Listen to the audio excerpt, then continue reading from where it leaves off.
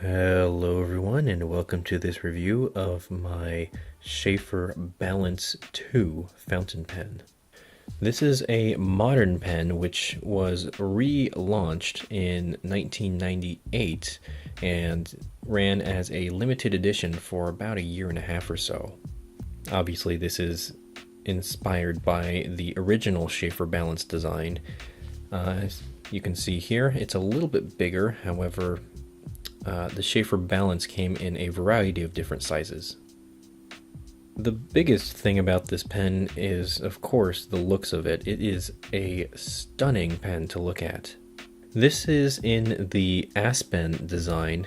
This came in, I believe, 6 to 8 different variations. It's made, I believe, out of an acrylic, and it has all these marbled specks and shapes inside of them, and it really gives the pen a lot of depth and it makes it just glow. Without further ado, let's go ahead and start with the head-to-toe inspection. Like the original Balance, you have this missile-shaped top right here to the cap. You've got this off-white, actually white dot right here. It's a little bit off-white, it's not exactly pure white. And that's actually polished and embedded into the cap itself. We've got the Sheaffer clip right here, which is not unlike the original clip. It's even got the original font, the original Sheaffer's font of the old style Sheaffer's logo right there. You've got this cap band right here, which reads Levenger, which is probably a co-production manufacturer of this pen as well. The clip is actually not too tight, but this pen, as you'll see later, is very fragile, so I wouldn't want to use this. Moving down to the barrel, you have just a straight barrel, no engraving or anything on here, and that just tapers again to a point near the end of the pen right here. Let's go ahead and open this up, and we've got the nib in the grip section. We've got these threads, which are very nice. They're actually not sharp at all. You've got this little ring right here, and you've got this hourglass shape to the grip section, which does its job very well of holding your fingers in place. It feels very nice to hold. The nib is an absolutely gorgeous two-tone nib. Unfortunately, the two-tone, the platinum at the very top has been worn off, but the rest is fine. It reads Sheaffer's FeatherTouch and 18 karat made in USA, and it's got 750 up there for the percentage of gold inside the nib. Just for comparison, here's a Sheaffer's dip pen from around the 1950s, which is supposed to look more or less like the nib that you see on the Balance right here. You have, of course, the standard feed right here, and I don't know how well it's going to show up. There you see the letter M, and this is a medium point nib. Let's go ahead, if we unscrew it, it actually is a cartridge converter pen, and this pen came with the cartridge. I actually found this pen at an antique shop for about 40 bucks. These things retail for about $300 to $500 if I'm not mistaken. Well, now I've not investigated this too much, but it does appear that you could eyedropper fill this pen if you wanted to. I personally wouldn't, because if you look inside, it looks like there is a brass housing tube inside the pen. I don't know how well you'll see that, but that could lead to corrosion if it comes into contact with ink, so I would just stick to the cartridges and converters for now. You can post the pen, however, like I mentioned earlier, this is a rather fragile pen because this material, the acrylic they made this out of, is very thin, and scratching this body is just very torturous. So I usually, if I'm going to post it, I post it on there very lightly and just give it just a very subtle twist, and that makes it so you can hold the pen very nicely and it fits very well in your hand. It's a rather light pen, it's not too heavy, and it feels very well balanced, hence the name. The material is very nice to hold, like it feels very luxurious. I personally don't use this pen too often just because of how delicate it is, how rare it is, and also how beautiful it is. So I usually just have this as a showpiece in my collection, And a lot of times I would sometimes fill up this pen if I want to do some long writing sessions. This nib is excellent. If you want to write your memoirs, this is the nib to do it. It is so silky smooth.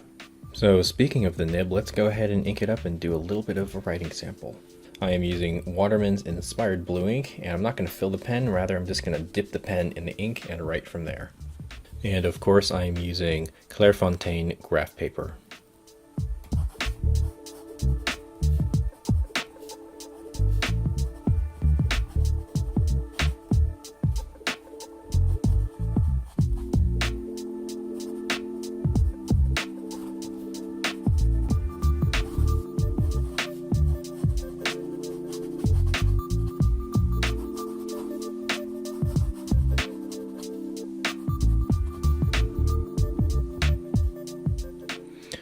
Again, it's a very smooth nib. You don't have to put hardly any pressure on it to write.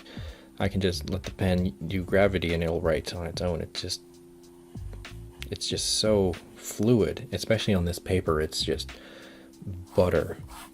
Okay, let's do a little bit of fast writing, and it keeps up pretty well.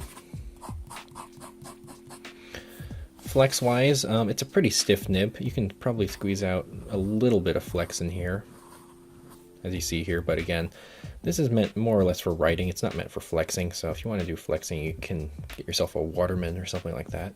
Okay, let's turn the nib upside down. I can feel this getting scratchy. Oh, yeah, it's very toothy. You can just, so, yeah, it doesn't write upside down. And of course, you can't get any cool effects either with it writing upside down. So this is meant as a writing pen, or even a signature pen, or kind of just a show-off pen just to have in your collection. It's just, again, very gorgeous. It is beautiful to look at. It fits well in your hand, not posted. If I very carefully post it, and just give it, again, just a little bit of turn, it feels even better. But again, for this pen, I would not want to post it too often, even though I love posting all my pens personally. It's just a fantastic pen to write with.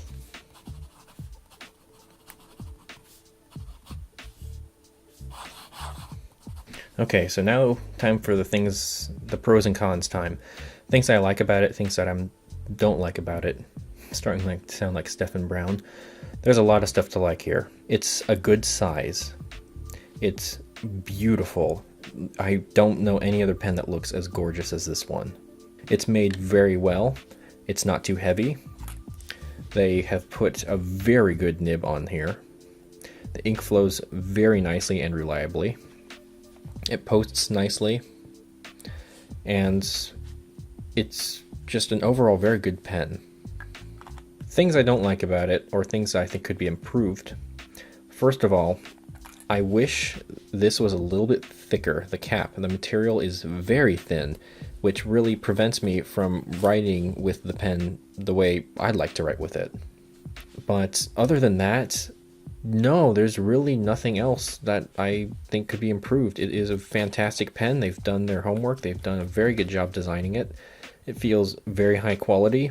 It's, again, gorgeous. These threads are not sharp. Even if you hold the pen up higher, they're not sharp. I mean, it's very intentional. Everything is very well thought out, and it's just a stunning pen. That's going to do it for this review today. Thank you all very much for tuning in. Go ahead and like this video if you liked it, and if you want to see more and keep up to date with what I'm doing, go ahead and subscribe. It helps me out with this channel. And coming up now is a close-up montage of this pen. Thank you all for watching, and I'll see you guys in the next video.